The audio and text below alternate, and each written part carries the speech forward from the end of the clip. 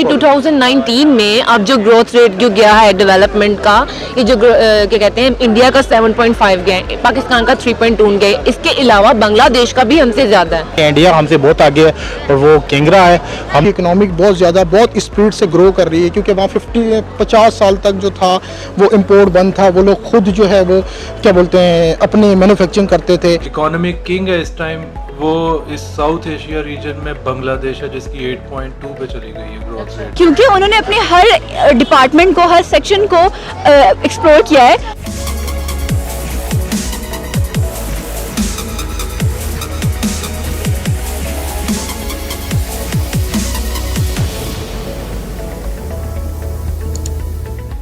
अस्सलामुअलैकुम, नमस्ते, सत श्री अकाल and welcome to all my subscribers and fan. Public reaction show में आपकी होस्ट अलीना तारिक करती है आपको वेलकम। तो 2019 तो होने जा रहा है ख़त्म, तो देखते हैं who was the actual queen इन 2019।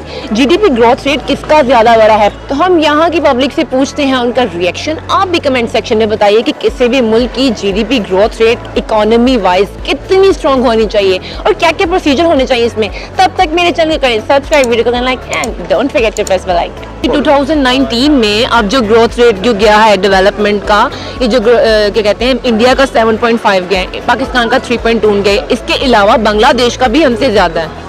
अच्छा, इसको थोड़ा सा आप जरा डिफरेंट एंगल से देखेंगे ना, तो हम इसको इस तरह से देख रहे हैं कि ग्रोथ हो रही है बट डिक्रीजिंग लेवल से। अगर आप पास में देखते हैं तो उसमें ग्रोथ जो थी ज्यादा थी, मतलब नजर कम आ रही थी, लेकिन अपने प्रीवियस ईयर से ज्यादा थी। अभी ग्रोथ अगर हो रही है तो प्रीवियस ईयर से कम हो रही है ना, जिसकी वजह से प्रॉब्लम ये आ रहा है कि ग्रोथ हम देख रहे हैं, हम कह रहे हैं कि यार ग्रोथ हो रही है ओवरऑल, बट ये उस तरह से ग्रोथ नहीं है जिस तरह से पहले हो रही थी। ये तो इस तरह से है ना कि एक इंसान अपनी 20 साल की एज तक नॉर्मल ग्रोथ में जा रहा है और उसके बाद वो उसकी ग्रोथ का स्पैम बड़ा कम हो गया। अच्छा। उसने जो 10 साल में काम करना था वो 30 साल में कर रहा है। अब वो बड़ा तो हो रहा है, दिन तो गुजार रहा है, बट उसकी ग्रोथ उस प्रोग्रेस में नहीं आ रही।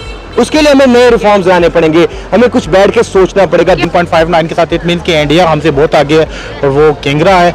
हम लोग तो बहुत पीछे, अगर कंपेयर किया जाए तो यूँ समझ लें कि हम उनके हाथ को भी टच नहीं कर सके। एग्जैक्टली, वो 3.294 तक भी 7.58 तक चला गया। बिल्कुल ऐसे ही कि इंडिया डेफिनेटली इंडिया बहुत आगे, आईटी में बहुत ज़्यादा आगे है, वो ठीक हो गया। उसकी इकोनॉमिक बहुत स्पीड से ग्रो कर रही है, क्योंकि वहाँ 50 साल तक जो था वो इम्पोर्ट बंद था। वो लोग खुद जो है वो क्या बोलते हैं अपनी मैन्युफैक्चरिंग करते थे। अब हमारे पाकिस्तान में अगर आप कंपैरिजन करें तो पाकिस्तान में हम हर चीज़ इम्पोर्ट कर रहे हैं, ठीक हो गया। एक्सपोर्ट सिस्टम हमारा इस वक्त बेइंतहा वीक है।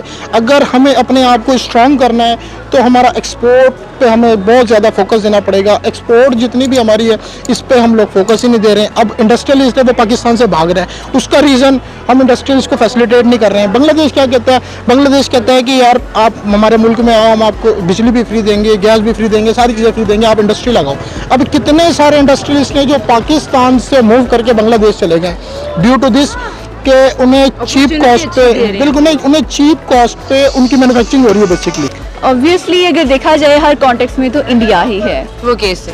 कंपैरेटिवली अगर देखा जाए ग्रोथ के पॉइंट ऑफ व्यू से भी, ओवरऑल हर तरह से, जीडीपी से भी, जैसे आप कह रही हैं, उसके लिहाज से भी हर तरह से इंडिया ही ग्रो कर रहा है। पाकिस्तान तो डे बाय डे डाउनफॉल में ही जा रहा है इन्फ्लेशन के पॉइंट ऑफ व्यू से, और जिस तरह भी देखा जाए इकोनॉमी में देखा जाए तो पाकिस्तान डाउनफॉल में ही जा रहा है। पाकिस्तान की जीडीपी 4+ थी, जो अब ड्रॉप हो गई इस साल 3.3 मेरे मुताबिक सुनने में आ रहा है। और जो इकोनॉमिक किंग है इस टाइम, वो इस साउथ एशिया रीजन में बांग्लादेश है, जिसकी 8.2 पे चली गई है ग्रोथ रेट। और ये हमारी साबका और मौजूदा गवर्नमेंट की पॉलिसीज़ हैं, जो उन्होंने टैक्सेस का निज़ाम और बिज़नेस के लिए एक एटमॉस्फेयर देना होता है, जिसे कहते हैं कि बिज़नेस फ्रेंडली एटमॉस्फेयर, जो यहाँ पे जिसका फुकदान है। टैक्सेस की बातें तो सब करते हैं कि जी हम टैक्स लेंगे, करप्शन ख़त्म करेंगे, लेकिन इसकी इम्प्लीमेंटेशन यहाँ पे ज़ीरो है। हमारा लास्ट जो ये टेनोर गया है नून लीग का, तो इनकी पॉलिसीज़ ऐसी थी, उससे पहले जरदारी दौर की पॉलिसीज़ ऐसी थी कि बिजली का फुकदान जितनी इंडस्ट्री थी वो उठा के पाकिस्तानीज़ बांग्लादेश मूव कर गए। तो हमारा फिर उसके मुताबिक फिर रिएक्शन तो आना ही है। हमारा जीडीपी ड्रॉप होना है बिकॉज हमारी प्रोडक्शन ख़त्म हो गई, हमारी एक्सपोर्ट्स ख़त्म हो गई। इस हिसाब से देखा जाए तो इंडिया हमसे बेटर है, उनकी इकॉनमी हमसे बहुत बेहतर है। और हमारी खामियां यही हैं कि हम ना तो अपने मुल्क के साथ सिंसियर हैं ना अपनी हुकूमत के साथ सिंसियर हैं। हमें चाहिए कि हम जो आवाम है, मैं ये आवाज़ पहुंचाना चाहता हूं सबके लिए, क्योंकि हमारे वज़ीर-ए-आज़म पाकिस्तान ने कहा था कि मैं इनको बेहतर करूंगा, थोड़ी मुश्किल आपको आएगी। अच्छा।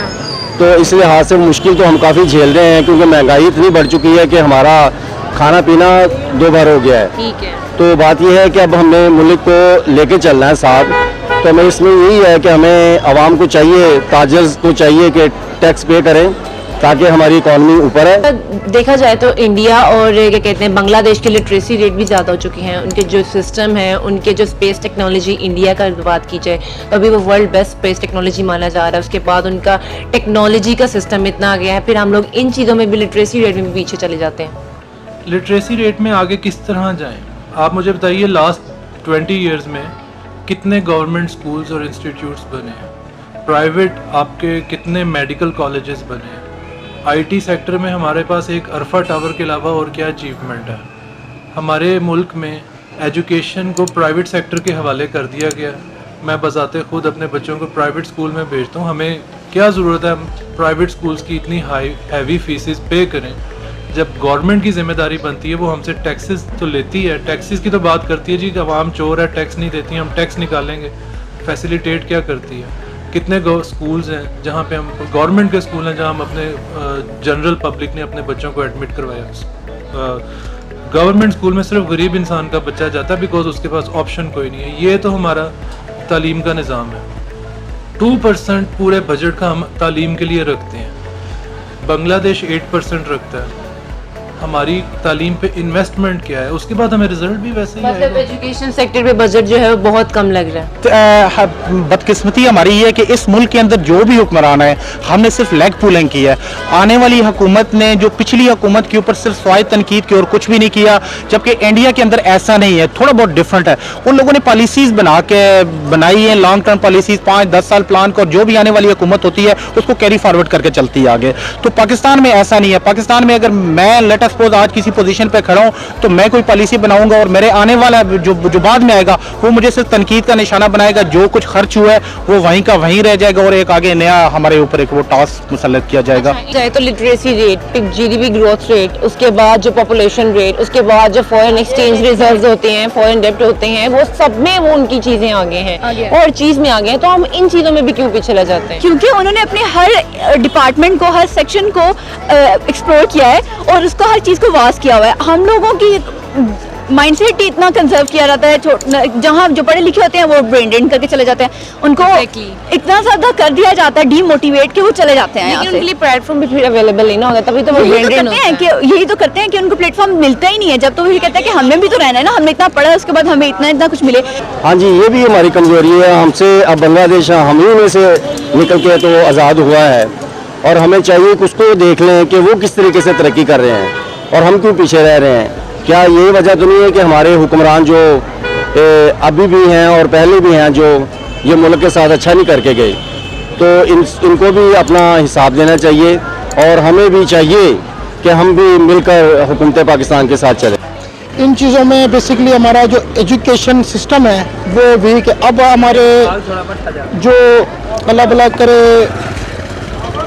गांव के एरियाज़ हैं, वहाँ पे बेइंतहा बच्चे हैं जो पढ़ना चाहते हैं, जो काबिलियत भी रखते हैं, लेकिन ड्यू टू उनके पास पैसे नहीं है कि वो आगे आके अब यहाँ पर जो है वो तालीम हासिल करें। बेसिकली कोई भी मुल्क तरक्की जब करता है जब उसका लिटरेसी रेट 100% होता है। जो परसेप्शन के किसी भी मुल्क की जो है जीडीपी रेट को बढ़ाने के लिए क्या स्ट्रेटजीज, क्या पॉलिसी अपनानी चाहिए, इंपोर्ट एक्सपोर्ट को कितना बढ़ाना चाहिए, फिर लिटरेसी रेट जो है, जो पॉपुलेशन रेट है, फिर फॉरेन जो एक्सचेंज रिजर्व्स हैं वो कैसे ठीक होनी चाहिए? देखें, फॉरेन एक्सचेंज रिजर्व या जो जीडीपी ग्रोथ ये मुल्क में तभी आएगा जब आपके मुल्क में इन्वेस्टर्स का क्या कहते हैं, आप सेटिस्फेक्शन लेवल अचीव करेंगे। तो जब तक मुल्क के अंदर एक अनार्की की पोजीशन है, आप इन्वेस्टर्स के लिए कोई अच्छी पॉलिसीज नहीं लाएंगे, ठीक है ना, बिजनेसमैन के लिए कोई ऐसे पैकेजेस नहीं देंगे, तब तक आप लोग ग्रो नहीं कर सकते। इस साल की हालत देख लें कि आप सिर्फ FBR हमारा एक अदारा है जो रेवेन्यू तो इकट्ठा करता है, लेकिन दूसरी साइड पे उसने बिजनेस को बहुत बड़ा लॉस दिया सिर्फ और सिर्फ उनकी नाकिस पॉलिसीज की वजह से, जो या तो वो डिलीवर नहीं कर पाया या फिर उसकी पॉलिसीज गलत है।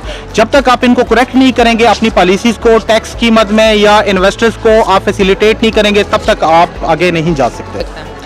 हमें अपने ओन पे ट्राई करना चाहिए। जैसे कि हम हर चीज़ गवर्नमेंट को या दूसरों को ब्लेम नहीं कर सकते। गवर्नमेंट का भी जाहिर है इस चीज़ में हाथ है, लेकिन हम इंडिविजुअल्स भी ऐसे कहते हैं कि गवर्नमेंट हम अपने आप को मार्जिन दे देते हैं हमेशा अपनी गलती में, कि नहीं गवर्नमेंट वाले ऐसे करते हैं इसलिए हमारे साथ ऐसे होता है, हालांकि हम खुद भी तो गलत कर रहे हैं ना। खुद ट्राई कर ले एक दफ़ा। इसकी क्या पॉलिसी हमें बनानी चाहिए कि हम इंडिया या बांग्लादेश की जो जीडीपी ग्रोथ रेट है उनसे आगे जाएं? छोटा सा एक फार्मूला है कि आप स्मॉल एंड मीडियम स्केल की इंडस्ट्री को इतना स्ट्रॉन्ग कर दें, कहीं पर उन्हें अगर आपने टैक्स की रिबेट देनी है या कुछ अरसे के लिए टैक्स वेव करना है, कुछ टाइम के लिए कर दें उनके लिए।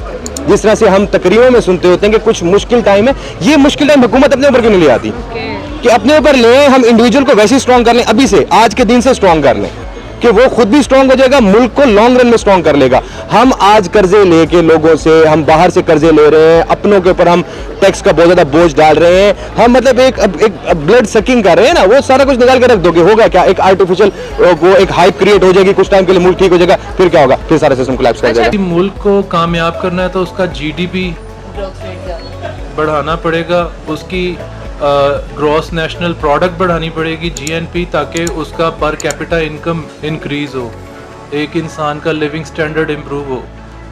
तो उसके लिए सबसे पहले जो ज़रूरी है वो ताजिर तबके को सपोर्ट करना है। ताजिर हो गए या इंडस्ट्रियलिस्ट को सपोर्ट करना है, उसके लिए एक इंडस्ट्री या बिजनेस फ्रेंडली एटमॉस्फेयर देना ज़रूरी होता है। बिजनेस फ्रेंडली एटमॉस्फेयर क्या है? मुझे कोई बिजनेस सेटअप करना है या अपने कारोबार या अपनी इंपोर्ट या एक्सपोर्ट से रिलेटेड कोई काम है, तो मुझे वन विंडो ऑपरेशनल मुझे सर्विस मिले, मेरा फ़ोन पे काम हो जाए, या एटलीस्ट मुझे वन विंडो ऑपरेशन उसी वक्त 2 घंटे में मेरा काम हो जाए, कोई भी डॉक्यूमेंटेशन है। लेकिन यहाँ पे उसके ऑपोजिट है। एटमॉस्फेयर पर वर्किंग करें और फिर जो जस्टिफाइड टैक्स है वो लें और उसके अगेंस्ट ताजिर तबके को, इंडस्ट्रियलिस्ट को फैसिलिटेट करें कि हम आपको ये फैसिलिटीज़ दे रहे हैं, आपका एजुकेशन सेक्टर कवर करेंगे, आपके बच्चों की एजुकेशन, आपका मेडिकल कवर करेंगे, आपको रिटर्न देते हैं, आपको ये जो से बेनिफिट्स देते हैं, आप हमें टैक्स जो से पे करें, फिर तो हम विलिंगली पे करेंगे, हमें रिटर्न नजर आ रहा है। पॉलिसी हम लोग बना सकते हैं। स्ट्रेटजीज लाइक दैट के मैं खुद अपना मैंने सॉफ्टवेयर इसका लॉन्च किया है स्मार्ट वेंडर के नाम से, ठीक है। उसमें हम 1.25 लाख बच्चों को तालीम देंगे और फ्री ऑफ कॉस्ट देंगे। उसमें कुछ हमने ऐसी पॉलिसीज़ बनाई हैं जिसके अकॉर्डिंग कि कोई भी बच्चा अगर डॉक्टर बनना चाहता है तो वो डॉक्टर बन सकता है। उसमें हम उसे टारगेट्स देंगे, उस टारगेट को वो अचीव करेगा। उसकी हॉस्टल की फीसिस, उसकी एजुकेशन एकेडमिक फीसिस, इसके अलावा उसकी pocket money, each and everything हम उसको सपोर्ट करेंगे, ठीक है। अगर इस टाइप के 4-6 और प्रोजेक्ट्स आते हैं और गवर्नमेंट ऑफ पाकिस्तान, मेरी इमरान खान साहब से ये रिक्वेस्ट है कि हमें इस पर सपोर्ट करें, और मैं खुद बेसिकली इसमें डायरेक्टली इन्वॉल्व हूँ कि इसमें सपोर्ट करें कि हम जो 1.25 लाख बच्चों को फ्री ऑफ कॉस्ट तालीम देने के लिए मैदान में आए तो उसको पूरा कर सकें। तो स्टूडेंट को एम्पावर किया जाए। ऐसी सोसाइटीज होनी चाहिए जो स्टूडेंट को बताएं, न्यू जो आइडियाज़ लेके आते हैं। सबके पास आइडियाज़ बहुत होते हैं, मेरे खुद के पास आइडियाज़ हैं, मैं खुद करना चाह रही हूँ, लेकिन कोई फाइनेंस करे तो फिर ना। लेवल के बंदे को इतना स्ट्रॉन्ग करो कि वो हमारे पास सारे ही ग्रोथ वाले लोग आ जाएं। लेकिन जो लोग पावर में बैठे हुए हैं, जिनके पास स्कोप ज्यादा है, मेरे पास स्कोप कम है, मैं अपने स्कोप के लोगों पर करूँ, जिनके पास स्कोप ज्यादा है वो उन लोगों पे फोकस नहीं कर पा रहे। शायद मतलब उनका स्कोप इतना ज्यादा वाइड हो गया है कि उन्हें बियॉन्ड दैट लिमिट नजर आना शुरू हो गई कि मुल्क से बाहर क्या हो रहा है, मुल्क के अंदर के हालात भी देखने चाहिए हमें, उसको भी स्ट्रॉन्ग करना चाहिए। तो कैसी लगी आज की वीडियो और कैसा लगा ये रिएक्शन? कमेंट सेक्शन में अपना फीडबैक जरूर दीजिएगा। इसी के साथ मुझे दीजिए इजाजत। अल्लाह हाफिज़।